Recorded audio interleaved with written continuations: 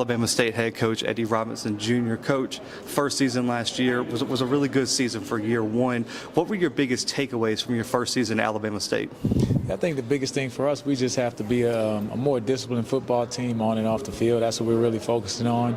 Love the effort of the kids. The kids played extremely hard. Coaches coached hard. But there's so many things to learn, just all of the minute details of being a head football coach. So some of those things you take for granted are just going to happen. You have to plan for everything. So I think going into the second year, it really should help us out from that standpoint, for me in particular, and bringing a guy like Coach Sims from Bethune-Cookman over to help me out as a DFO and a whole lot more. So I think those type of things should go a long way.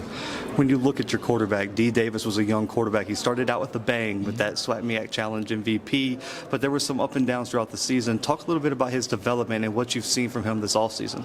Yeah, I mean, the quarterback position is so hard for a kid to really manage and to grasp, and you can see even at the NFL level it takes some years. So we're expecting a lot of growth. I mean, this spring and this summer he's really taken on to be the leader of the football team, so now that should convert over to on the football field. I mean, the kid's a winner.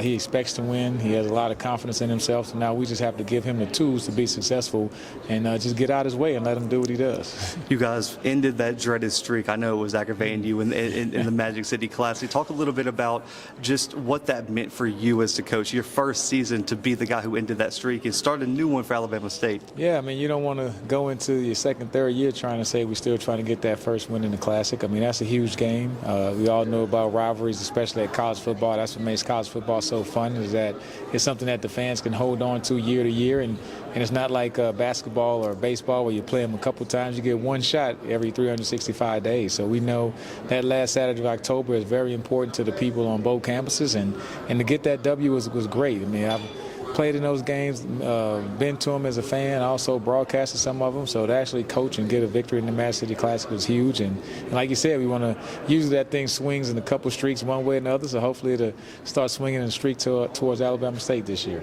You're a defensive guy by heart, linebacker by heart. You got one of the best in the country with you today in Bubba Adams. Do you feel like he's been consistently overlooked? I mean, for me, I don't know how he wasn't the SWAC Defensive Player of the Year today.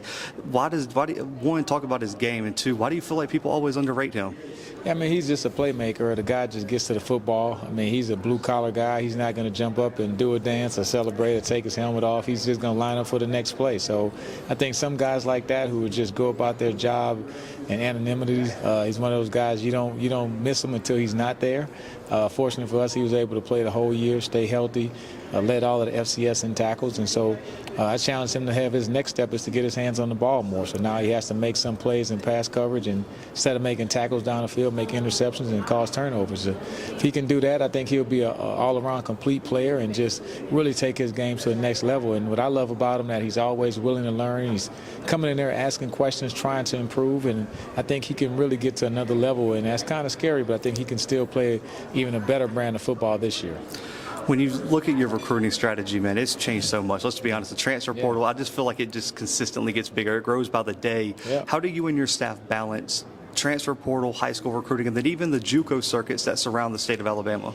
Yeah, I mean, you have some great JUCO, especially in Mississippi. We recruit those. For me, you have to try to bring 25 to 30 freshman kids on campus, just a combination of scholarship kids and walk-ons. And so once you get that freshman base, then you start building out with that transfer portal.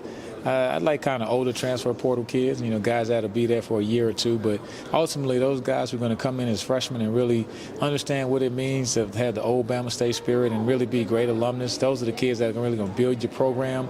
They'll hear your voice from day one, and those are the guys that can raise up and be really great players and alumni. When you look at this team, Coach, final question, what's the ceiling for this 2023 Alabama State team? I don't think there is a ceiling. I think we're capable of going out there and competing in every football game, and I think the confidence level is there. So we just have to go out there and take it one game at a time, which is the cliche, and just keep working hard. My biggest thing right now is stressing the sacrifice of giving up things and realizing that you have to give up a lot of things to be great. And so the next part of that is just having discipline. Discipline off the field, discipline in the classroom, in the lunchroom. Everything you're doing starts with discipline, and that'll carry over to the football field. So that's what we're pushing right now. And I think once you do that and you play hard, you give yourself a chance to win every football game. That's all you can ask. Coach Robinson, I appreciate you taking some time to join me. Congrats on your first season and an even better one in 2023. Absolutely. Thank you.